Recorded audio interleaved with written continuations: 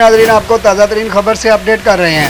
थाना सिटी कामों की बड़ी कामयाबी, मुनव्वर अरफान मनोरा डकैत गैंग गिरफ्तार। मजीद तफसीलात जानते हैं हमारे नुमाइंदे मोहम्मद शहजाद से। जी मोहम्मद शहजाद, तफसीलात से आगाह कीजिएगा। जी बिल्कुल, गुजरांवाला थाना सिटी कामों की बड़ी कामयाबी।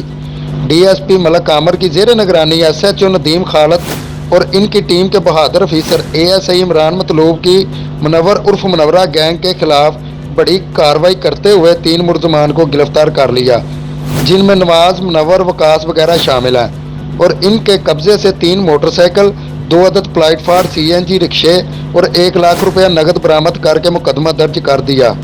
मजीद तफ्तीश जारी है। आला कारकर्दगी का मुजाहरा करने पर सीपीओ राय बाबर सईद ने एसएचओ नदीम खालद और इमरान मतलूब एएसआई को शाबाश दी। कैमरा टीम के साथ bureau chief Mohammad Shahzad, 29 news कामों की, गुजरांवाला।